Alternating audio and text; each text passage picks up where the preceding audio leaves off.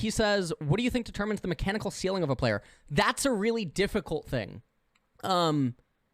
Because when I was using the Fudge and Summit, no, I mean, it can't be age. I'm just kidding. No, right. It's not age. When I was using the Fudge and Summit thing, I think Fudge's mechanics are actually really insane. I don't think it's impossible that if Fudge subjects himself to a different training environment or something, that he could level up and like get way better mechanics. I think if you pull Fudge out of C9, you slap him on Gen G, slap him into Korean solo queue, he gets off of Twitter and he stops like meeting people, etc. Fudge probably does become way better, right? I think it's mostly like training regimens, I guess. It's like especially so in regions where mechanical skill is lower, like LCS compared to LPL, because obviously you can just get better mechanically by playing against players that are beasts at the game, right? But in like LCS, I think I've talked about this on Twitter too, where I think the practice regimens of teams are just really fucking bad. Like just scrimming 10 games a day against another mediocre LCS team and just going through the motions is just like an unbelievable waste of time. And I think if a team wanted to get really fucking good at the game, they should literally just pick one team to scrim with, and the top jungle play a 2v2 of every side of the matchup in different rotations until like 6 minutes, and the junglers just clear top and they battle at level 3, and then they battle at level 6, and then restart. And then they just right. And most they do that players shit don't want all to do fucking that. day. Yes, for but literally most 8 people hours. don't want to do it. They don't want to do it, and then they complain when you try to do it. So and it's like, dude, what the fuck? So interestingly, that is one of the ways that Fudge practices, right? He said this in interviews, and I believe other players. I've actually heard that before. Yeah. Yes, this is one of the ways that some of the C9 players do practice. It's not as ideal though, because like Selfie is playing on ping. Well, actually, hold on. Before we go into this, let me answer Upset's thing. So while I was giving you the Fudge and Summit analogy, there is still like a part of me that like Darshan, right? I've been on record many times that the best performing player against Summit in scrims, not only like just when I was there for those 2.5 weeks in LA, right? But also even in Korea, the best performing player against Summit was Darshan, but not because he could kill Summit or solo kill Summit. In fact, he mostly couldn't, right? But he could not int to Summit, and he could go even in like a lot of matchups. You could just find ways to go even. And it's better than like the Korean players that would try to mechanically fight him, or like the LCS players that eventually tried to do it. So like Upset's question is like, what determines the mechanical ceiling of a player? That's a really fucking weird question to me. Because if you ask me, can Darshan become as good as Summit mechanically? I don't know if he can. But like, I think like Fudge could. I would say no. But right, and it's weird. It's almost like, I don't know if I could explain why he couldn't. You know what I mean?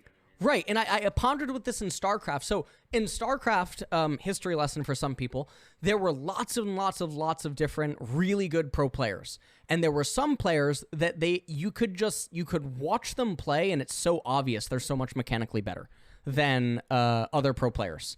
Like Bisu in Starcraft, one of the best Protoss players of all time. It's so clear as day that he has such better control over his mouse and keyboard and like how fast he can swap scenes and like everything.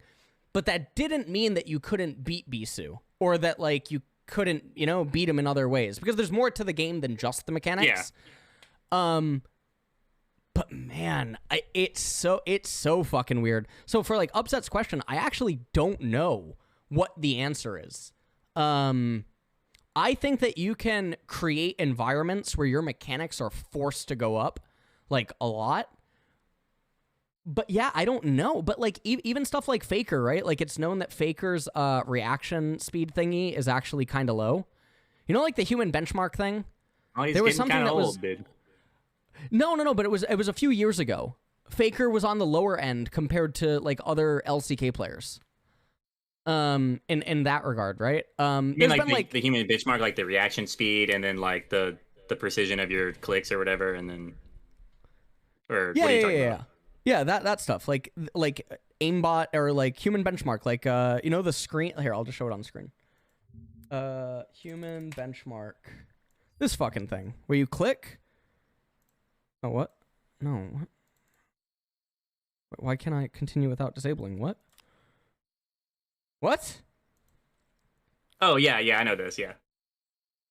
You know this, right? Yeah, turn off your fucking ad blocker, dickhead. Dude, continue without disabling. You know this, right? Yeah, I do know this. What the fuck? Oh, I mean, so like, you can get faster at this too.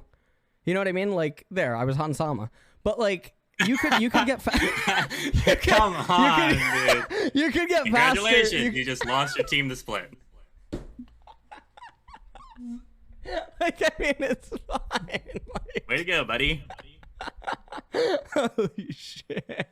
What the fuck? Lee Sin is queuing into my entire team. What is he gonna do here, guys? Oh my fucking god, he kicked me. What the fuck? Well, let me make sure. I'll just message Upset on Discord really quick. Let me see. Did you hear the... You got sidetracked. Okay. I messaged him on Discord. It's fine. But anyways, yeah, like, I actually don't know the answer to that part. That part's fucking weird to me. The mechanical thing, because one of the things that I reference even to this day is StarCraft 1 was like forcefully killed by Blizzard, and then, well, you might know this, I don't know. And then StarCraft 2 came out, right? No, I grew up on Warcraft 2 and then Warcraft 3 and then StarCraft and then Brood War. Okay. So, even when StarCraft 1 was forcefully killed, some players kept playing. Like, Koreans and non-Koreans. Some of those non-Korean players got really, really, really, really good. But as soon as around like 2017 or like 2018 or something, a lot of the old top StarCraft 1 players came back. And within like being back for like a month, the players who just never stopped playing for like, 8 years, 7 years, whatever, they just got blown past. And it just doesn't make sense. It does not, like... Something's obviously, like, imagine if Riot kills League of Legends tomorrow, Chovy, Showmaker, fucking, the Shy, Viper, Ruler, Gumayushi, everyone just disappears for 8 years, and then fucking, like, I don't know, like, I don't want to, like, say a random player's name and, like, flame them, you know what I mean, but, like, Robert from fucking NA, right, like, fucking... Like, I don't know. Robert from NA never stops playing, and then 8 years we all later, know who you're talking about. Fucking, he comes back, and all the top players come back and just pass Robert. I don't know what is going on there. You know what I mean? Yeah, I think. But I believe that would happen. I do believe that would happen. Can't believe you just flamed Robert X. Lee, dude. What do you mean? No, I didn't even. That guy's a legend. What the fuck? Oh my god. But I don't know. What is your stance on mechanics in this regard?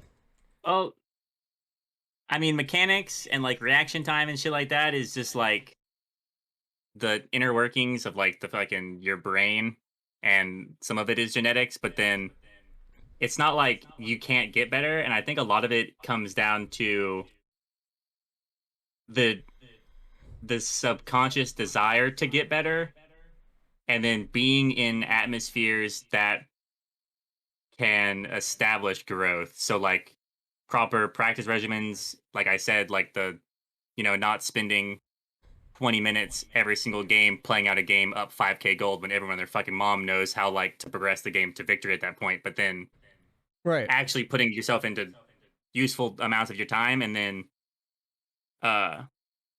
like having an actual desire to get better. Because like I know, like when I played League myself and I was like trying to get like higher ranks of challenge or whatever, there would be like certain things I would be targeting to get better. And then if I was in like a good atmosphere and I was having fun and I actually desired to get better, that's when like the improvement would come. And then like I would see myself taper off, or my mechanics go stagnant when I'm just like going through the motions or whatever. So it's just like part of it is like genetic, and then part of it's like, I guess like the atmosphere and establishments that you're placed in. It's fucking yeah. It's weird though. How much you're I just scrolling like Instagram for girls and shit. It sucks, man. I wish I could give better answers to it. You know, is like, but I've watched it through so many different esports, and I just don't know what is the cause or what is the trigger. Because also, I feel like it's very rare that a player goes from like not having good mechanics to suddenly having nutsoid mechanics to not having good mechanics, or just the former, right? No good mechanics and then suddenly nutsoid mechanics. I don't know. I feel like I've never seen that. I don't know if you can think of like one player where that's happened. Well, it's kind of weird because it's like before Chovy was good, like, do we know how bad Chovy was? You know what I mean? Like, no, like, who the fuck was watching Chovy before he was Chovy? You know what I mean? So, like, right. It's almost kind of like a weird conversation to have because it's like, oh, actually, no. Chad just referenced someone. Crown. Crown is a really good example. Like, are you familiar with like Crown's like current level? No, I have no idea. Crown is like, I'm pretty sure, unless someone can fucking correct me, but like, Crown had like 2K games in Mid Diamond Korea at one point. This is like season, what was it, season 10, or and then he like went off. He started doing crypto and stocks, and I think now he's back as like a streamer. Dade is another really good example too. Dade was someone that was consistently super high up on the ladder, even after he quit. He was super high up on the ladder. And then from like season 9 forward, Dade was permanently in mid-high diamond. Yeah, and it's I mean like, that's just like someone's level of like passion and obsession falling off. No, it's just like they're just. Is it though coasting. When they're still dead when they're playing thousands of games? Well, I mean, you can be. I mean, is that just fucking addiction and not having other things to do with your time? Okay, yeah. Or like truly, like okay, maybe it's like sure, like they could be like obsessed with the game. Or it's just like any other random diamond player that has a million games per season. Like they're obsessed with the game, but they're not really obsessed with like the process of getting better. And like those two are like two fundamentally different concepts. Oh, yeah. That was actually really good. Yeah. There's a difference between turning your brain off and just playing versus like the things that you need to do. And that's why players will hit a peak even if they have like 10,000 games of fucking Nidalee Top, whatever that fucking guy's name on NA is. He's got like 10,000 games on fucking Nidalee Top. All of that was my point, but also like if you just play on like the Chinese super server, your mechanical peak of just like pattern recognition of the champions that you play could just be higher because the other people you play against demand more of you. So like a mediocre LCK or LPL player could just have like a higher peak because of that, and then they don't ever go higher to the levels of like Chovy or whatever the fuck. Right. I don't even know what like, Chovy is, man. Players like Chovy or whoever, like 369, will have not only the obsession of like playing the game and honing in on the patterns, but then also like the actual process of actually getting better.